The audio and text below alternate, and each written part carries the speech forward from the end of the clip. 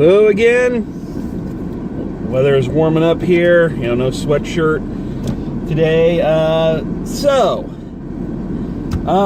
This is another one kind of like Midnight Sun that I went into with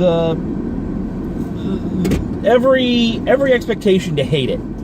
The trailers did not look good. They looked very bland and everything about the advertisement campaign for this film screamed tacked on sequel.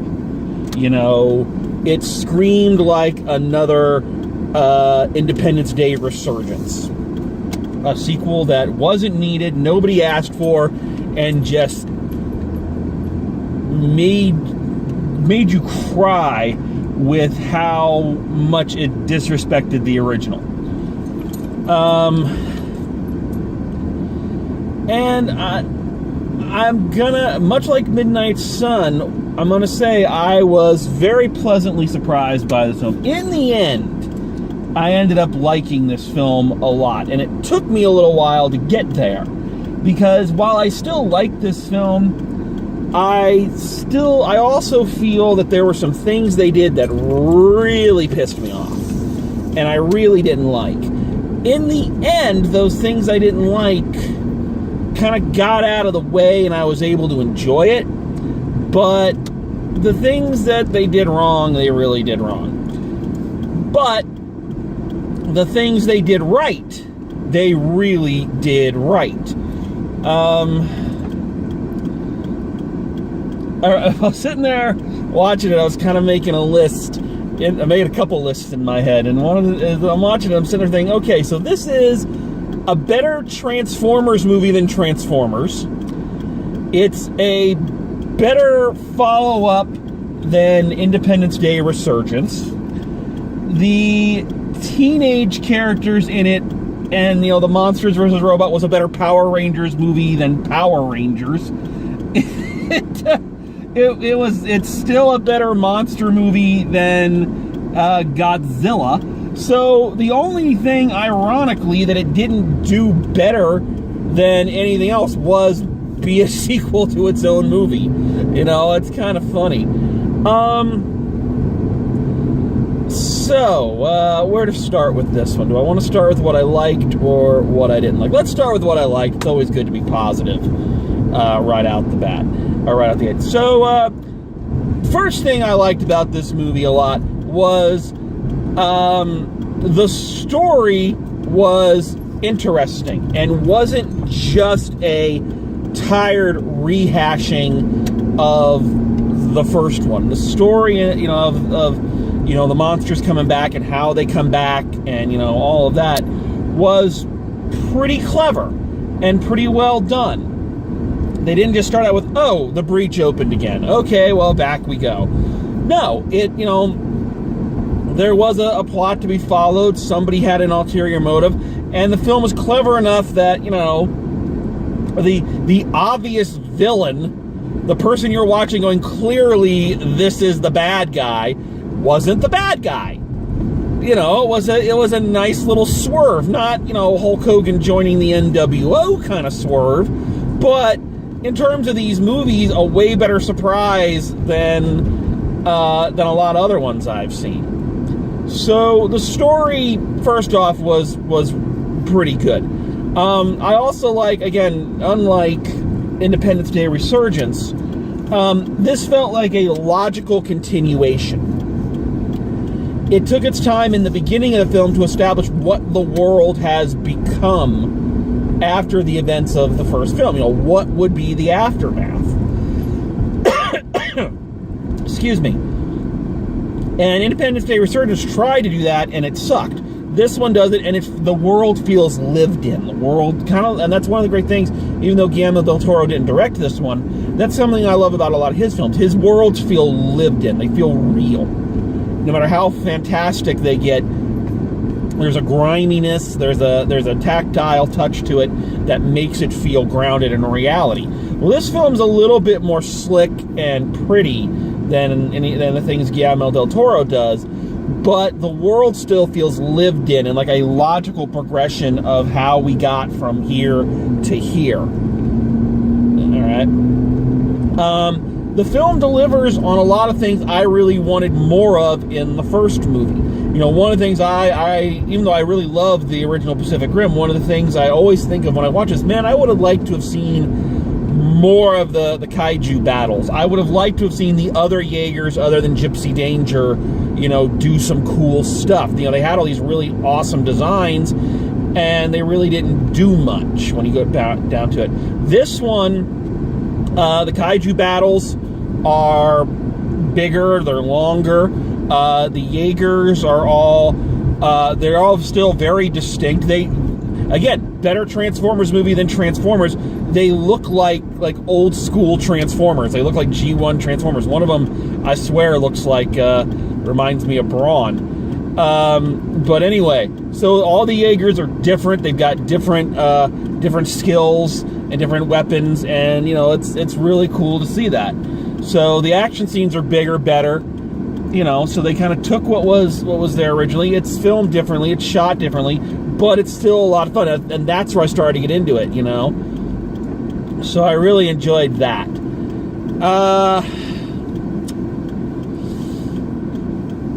The place where this, well, before I get to the negatives, I'll also say that for the most part, the characters are fine. They're not great.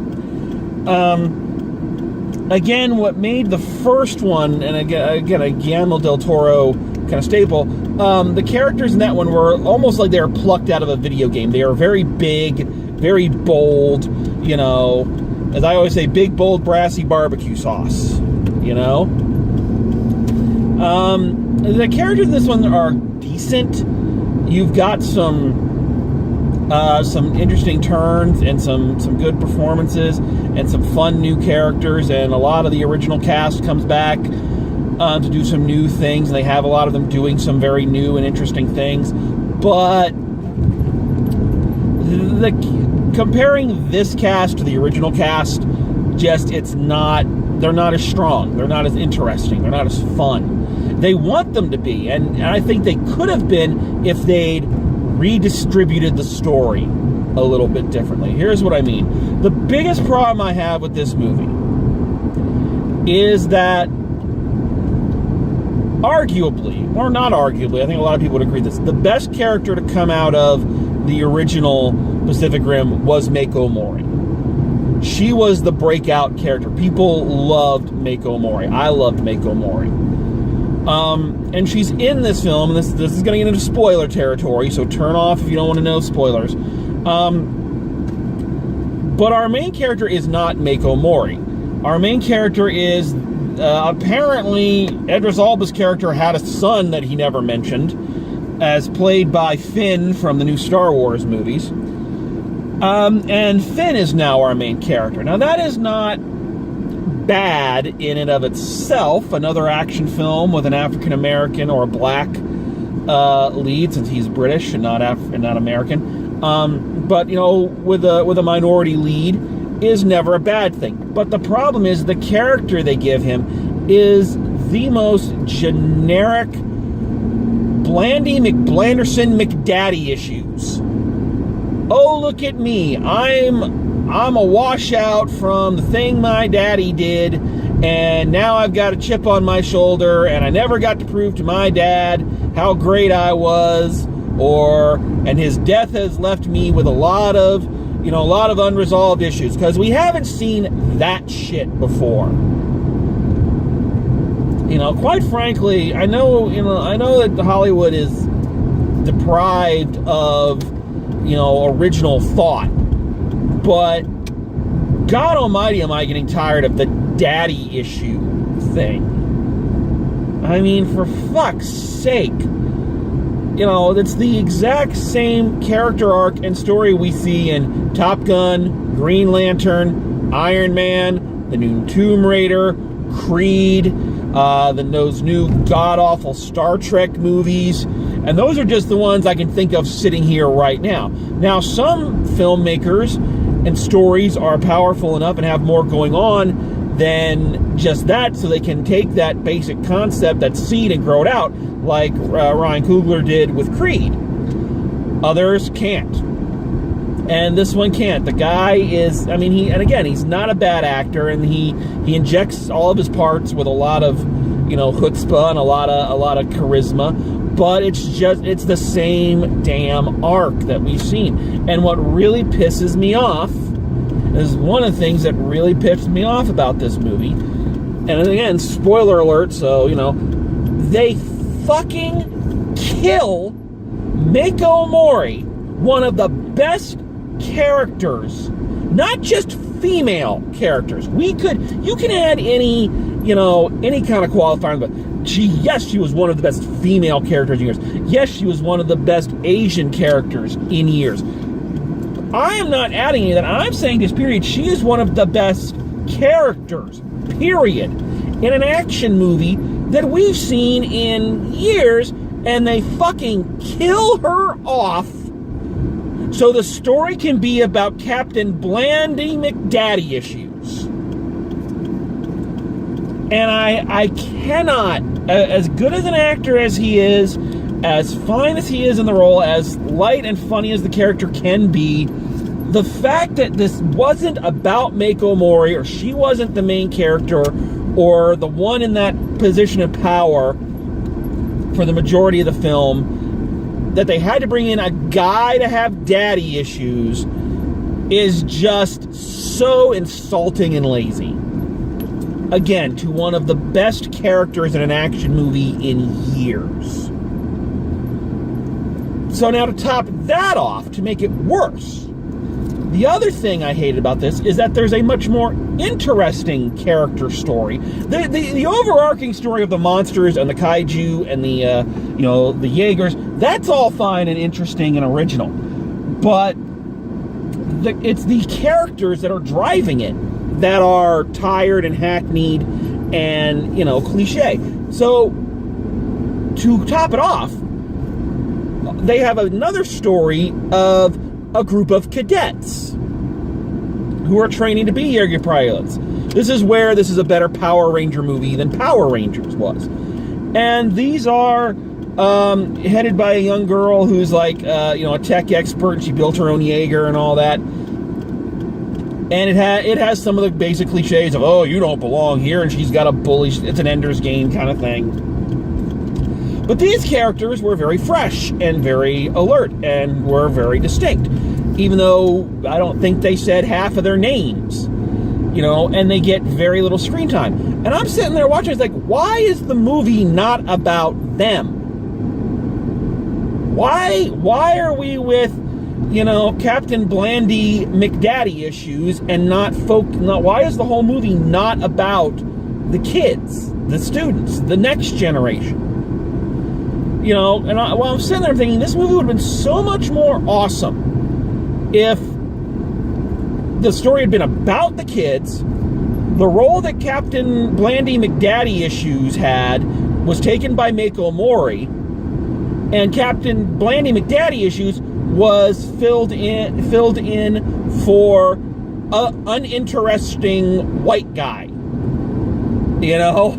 Who is like, there's another character is like his old partner from the old days who we never met before, and it's like, we don't care about you. And the white guy playing the partner is not a very good actor, and the lines are not great.